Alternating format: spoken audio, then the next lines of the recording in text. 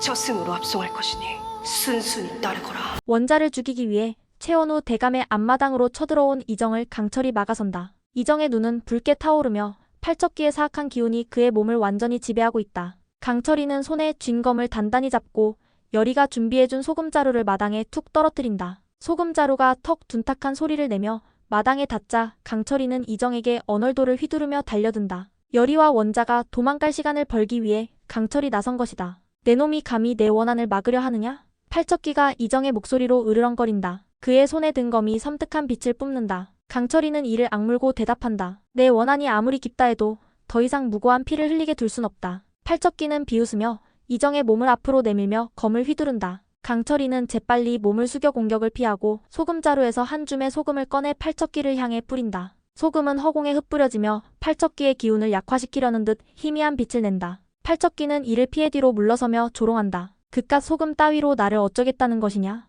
팔척기는 연달아 검을 휘두르며 강철이를 몰아붙인다. 칼날이 허공을 가르며 날카로운 소리를 낸다. 강철이는 소금자루를 한 손에 들고 다른 손으로는 자신의 검을 휘둘러 팔척기의 공격을 막는다. 두 사람의 검이 부딪히며 불꽃이 튄다. 강철이는 점점 밀리고 숨이 가빠온다. 팔척기의 힘이 이정의 몸을 통해 배가 되어 인간의 한계를 초월한 듯 보인다. 강철이는 이를 악물고 소금자루를 땅에 내리찍는다. 자루가 터지며 소금이 사방으로 퍼지고 그 기운이 팔척기의 발걸음을 잠시 멈추게 한다. 강철이는 이 틈을 놓치지 않고 소금이 뿌려진 바닥을 밟으며 도망친다. 팔척기는 이를 알아차리고 분노에 찬 외침을 내지른다. 도망쳐봤자 소용없다. 이무기놈아. 이정에게서 도망친 강철이 열이를 찾아간다. 열이는 강철이가 자신을 희생해 열이를 지키고자 한다는 사실을 알고 강철이에게 같이 도망가서 살자고 애원한다. 강철이는 그런 열이가 진심이 아니라고 의심하지만 열이는 단 며칠이라도 너와 함께 옹기 나누며 살고 싶다고 말한다. 그렇게 강철이를 안심시키고 열이는 자신이 저승굿을 하여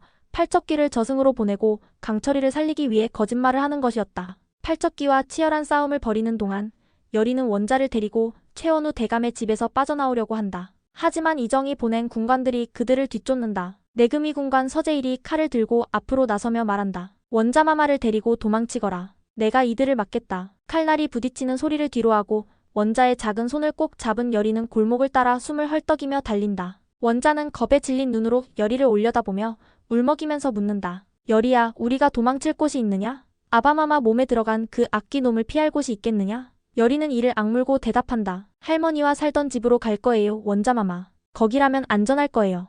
열이는 눈물을 삼키며 원자를 데리고 계속 달린다. 그녀는 할머니와 함께 살던 낡은 사당을 향해 내달린다. 열이는 원자의 손을 놓지 않는다. 마침내 사당에 다다르자 열이는 문을 열고 원자를 안으로 들인다. 집안은 할머니의 온기가 남아있는 듯 따뜻하다. 열이는 문을 걸어 잠그고 원자와 함께 다락방에 몸을 숨긴다. 여기 있으면 안전할 거예요. 원자는 고개를 끄덕이며 열이의 손을 꼭 잡는다. 이정이 궁으로 돌아오자 대비는 대전 앞에 서서 이정의 몸에 깃든 팔척기와 마주한다. 이정의 얼굴은 낯설고 차갑다. 그의 눈은 붉게 빛나며 팔척기의 원한이 고스란히 드러난다. 대비는 두려움에 몸을 떨며 무릎을 꿇는다. 그녀의 손은 떨리고 목소리는 갈라진다. 제발 원자를 살려주시오. 그 아이는 아무 죄가 없지 않습니까? 선조의 잘못으로 어린아이가 죽어야 한다는 건 너무도 잔인하지 않습니까? 무엇을 어찌하면 그 원한이 풀리겠습니까? 대비는 머리를 조아리며 눈물을 흘린다. 그녀의 흰 저고리는 바닥에 끌리며 더러워지고 떨리는 손은 주먹을 쥔 채 간절함을 호소한다. 팔척기는 이정의 입을 빌려 차갑게 웃는다. 내 놈들의 사죄가 내 원한을 풀 수 있을 것 같으냐?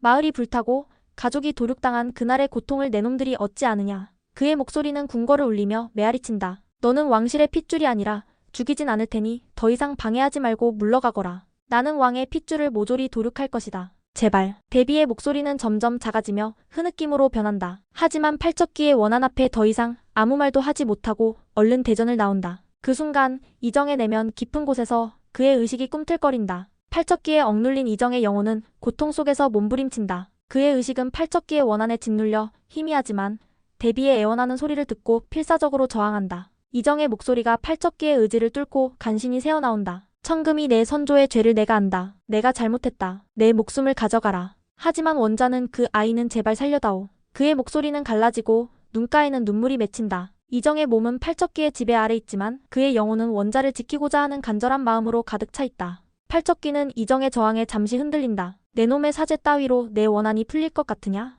내 놈의 핏줄이 살아있는 한 내 복수는 끝나지 않는다.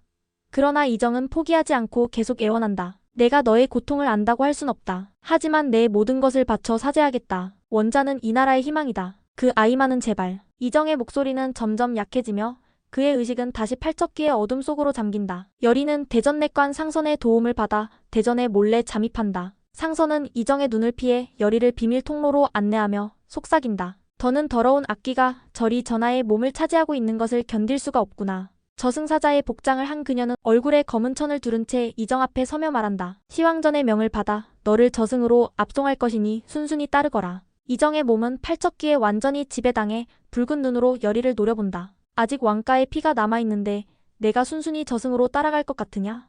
팔척기가 으르렁거리며 이정의 손으로 검을 뽑는다. 여리는 두려움을 삼키고 황토와 소금을 뿌리며 저승굿을 시작한다. 그녀는 주문을 외우며 경기석에 자신의 피를 바른다. 대전 안은 희미한 빛으로 가득 차고 천금이의 원한이 담긴 과거의 영상이 떠오른다. 여리는 떨리는 목소리로 말한다. 천금이 당신의 고통을 안다. 하지만 이 원한은 여기서 끝내야 한다. 팔척기는 저승굿의 기운에 저항하며 여리를 향해 돌진한다. 그의 검은 여리의 어깨를 스치고 그녀는 피를 흘리며 비틀거린다. 팔척기의 원한은 너무 강해 여리의 주술이 흔들리고 그녀는 목숨을 잃을 위기에 처한다. 그 순간 대전문이 벌컥 열리고 강철이가 뛰어든다. 그는 여리가 혼자 저승굿을 하러 간 것을 알고 쫓아온 것이다. 여리 멈춰.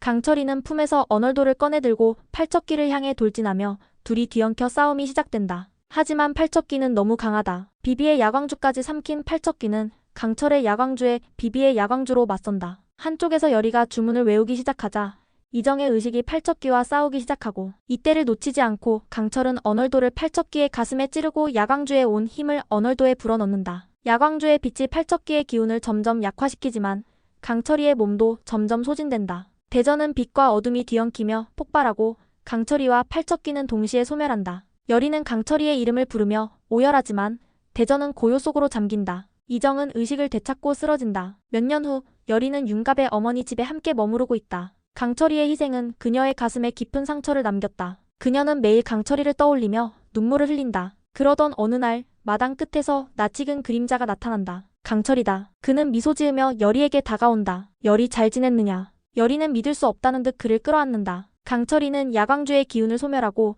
천년 동안 그토록 바라던 용이 되어 승천했던 것이다.